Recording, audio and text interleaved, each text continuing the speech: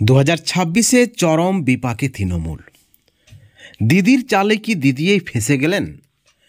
বিদ্রোহী পীরজাদা তোহা সিদ্দিকী তাহলে কি অবশেষে বিজেপিতে যোগদান করবেন? বন্ধুগণ, এই মুহূর্তের অত্যন্ত বড় খবর। আপনাদেরকে অনুরোধ, আপনারা পুরো ভিডিওটি শেষ পর্যন্ত দেখবেন। 26-এ রাজ্যে বিধানসভা ভোট এবং তার আগেই তৃণমূলের সাংগঠনিক স্তরে বেশ কিছু রদবদল হয়েছে এবং যেমনটা ভাবা হয়নি ঠিক তেমনটাই ঘটেছে।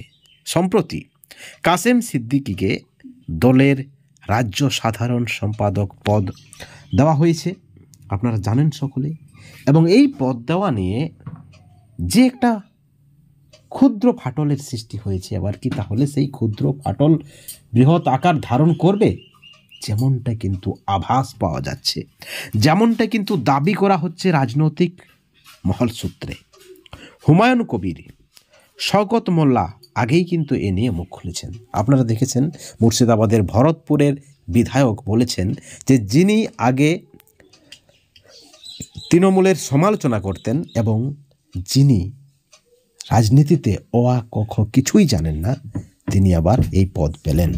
এবং যারা দীর্ঘদিন ধরে বসে রয়েছে তারা কিন্তু প্রাপ্ত। এবং একই সঙ্গে হুমায়ুন কবির আরও মারাত্মক দাবি করেছেন যে তৃণমূলের প্রতি আস্থা হারাচ্ছেন সংখ্যালঘুরা। এবং সেই সঙ্গে তিনি আরও বড় বার্তা দিয়েছেন যে 2026-এর বিধানসভা নির্বাচনে তৃণমূলের কিন্তু আসন সংখ্যা কমবে। আপনারা জানেন, অভিষেক বন্দ্যোপাধ্যায় একটি আসন সংখ্যা টার্গেট দিয়েছেন, কিন্তু তার ধারে কাছেও নাকি পৌঁছাতে পারবে না তৃণমূল। এবং রাজনৈতিক মহল মনে করছে একটা বড় ধাক্কা খেতে চলেছে রাজ্যের শাসক দল। অত্যন্ত বড় ব্রেকিং নিউজ। তাহলে কি 2026-এ তৃণমূলের বিদায়? মুখ্যমন্ত্রীকে গালাগাল দিত কাসেম তৃণমূলে যোগ দিতেই এবার বিস্ফোরক তোহা সিদ্দিকী। এবং তিনি যে দাবি করেছেন তা কিন্তু রাজ্য রাজনীতিতে তোলপাড় ফেলে দিয়েছেন। এবার প্রতিক্রিয়া দিয়েছেন ফুরফুরা শরীফের পীরজাদা তোহা সিদ্দিকী। তার দাবি, কাসেমকে তৃণমূল দলে নেওয়াই কিন্তু নওশাদ সিদ্দিকীর লাভ হয়েছে। অর্থাৎ এই যে গোষ্ঠী কোন্দল, একটা মনোমালিন্য এবং এই যে একটা ক্ষুদ্র ফাটল, এই ফাটল কি তাহলে বাড়তে চলেছে? কাসেম সিদ্দিকী সম্পর্কে ভাঙড়ের বিধায়ক নওশাদ সিদ্দিকী ও ফুরফুরা শরীফ পীরজাদা আব্বাস সিদ্দিকীর তুতো ভাই। আপনারা জানেন, তাকে তৃণমূলের রাজ্য সাধারণ সম্পাদক পদ দেওয়া নিয়ে একটা বিস্তর জলঘোলা ইতিমধ্যে শুরু হয়েছে। এবং এক সংবাদ মাধ্যমের কাছে সাক্ষাৎকার দেওয়ার সময় এই নিয়ে মুখ খুলেছেন তোহা সিদ্দিকী। এবং তাতে অনেকেই মনে করছেন তাহলে কি আবার তোহা সিদ্দিকী বিজেপিতে যোগদান করবেন? আপনাদেরকে জানিয়ে রাখি, শওকত মোল্লা কিন্তু বলতে চাইছেন যে পীরজাদাদের মধ্যেও রাজনীতি শুরু হয়েছে। কেউ বিজেপির হয়ে কথা বলছেন, কেউ তৃণমূলের হয়ে কথা বলছেন, কেউ সিপিএমের হয়ে কথা বলছেন, কেউ আবার কংগ্রেসের হয়ে কথা বলছেন। আসলে মুসলমানদের বিভ্রান্ত করা হচ্ছে, ভুল পথে চালিত করা হচ্ছে বলে বিস্ফোরক দাবি করেছেন শওকত মোল্লা। তাহলে কি রাজনীতি বড় বালাই? রাজনীতি মোদ্দা কথা? এবং সরাসরি কি বিভিন্ন দলে যোগদান করতে পারেন পীরজাদারা? প্রশ্ন উঠেছে। বন্ধুগণ, আপনাদেরকে জানিয়ে রাখি, এক সংবাদ মাধ্যমে সাক্ষাৎকার দেওয়ার সময় তোহা সিদ্দিকী বলেন যে তিনি দাবি করেন কাসেমকে তৃণমূলে নেওয়া নওশাদ সিদ্দিকীর লাভ হয়েছে। এবং ভাঙড়ে তো ও জিতবেই, অর্থাৎ আইএসএফ জিতবে। এবং সেই সঙ্গে আরও 2-3টে আসন পেতে পারে ওর দল, অর্থাৎ নওশাদ সিদ্দিকীর দল আইএসএফ। অর্থাৎ কাসেম সিদ্দিকী তৃণমূলে যোগদান করলেন এবং লাভ হবে নওশাদ সিদ্দিকীর আইএসএফের। এবং এই যে 2-3টি আসন বাড়বে নওশাদ সিদ্দিকীর তথা আইএসএফের, এই 2-3টি অবশ্যই তৃণমূলের কমবে। যেমনটা কিন্তু মনে করছে রাজনৈতিক মহল। তিনি ব্যাখ্যা দিয়েছেন, বলেছেন কাসেম তো সবসময় মুখ্যমন্ত্রী মমতা বন্দ্যোপাধ্যায়কে গালিগালাজ করতেন। আনিস খান কাণ্ড থেকে শুরু করে কয়েকদিন আগে অবধি নানান ইস্যুতে রাজ্য সরকারকে তুলোধনা করেছেন কাসেম সিদ্দিকী। চরম সমালোচনা করেছেন কাসেম সিদ্দিকী।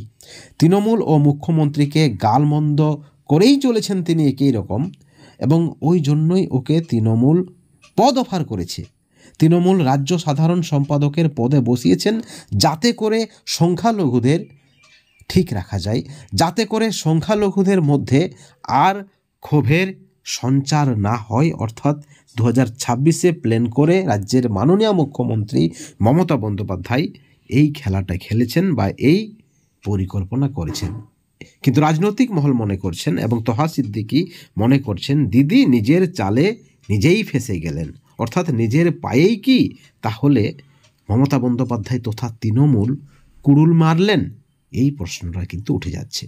ফুরফুরার পীরজাদার দাবি, কাসেম সিদ্দিকীকে তৃণমূল দলে নিয়ে উচ্চ পদে বসিয়ে সংখ্যালঘুদের মধ্যে একটা জোরালো কিন্তু ক্ষোভের সৃষ্টি করেছে খোদ মাননীয় মুখ্যমন্ত্রী, যেমনটা কিন্তু তার বক্তব্যের ইঙ্গিত। এবং 26-এর বিধানসভা ভোটে সংখ্যালঘুরা ভয়ঙ্কর খেলা খেলবেন। অত্যন্ত বড় কথা, 2026-এর বিধানসভা নির্বাচনের ঠিক কয়েক মাস আগে একেবারে হুঁশিয়ারি আকারে ইঙ্গিতে যেমনটা দাবি করা হচ্ছে রাজনৈতিক মহল সূত্রে। কয়েকদিন আগে কাসেমকে পচা আলুর সঙ্গে কিন্তু তুলনা করেছিলেন ক্যানিংয়ের পূর্বের তৃণমূল বিধায়ক শওকত মোল্লা। আপনারা জানেন, দেখেছেন। সেই বিষয়ে তোহা সিদ্দিকী বলেছেন অনেক দুঃখে কষ্টে শওকত মোল্লা এই ধরনের কথা বলেছেন, কারণ তৃণমূল কর্মীরা ভাবছেন দলের নেতৃত্বকে যারা গালাগাল দেবে তারাই নাকি ভালো ভালো উচ্চ পদ পাবে।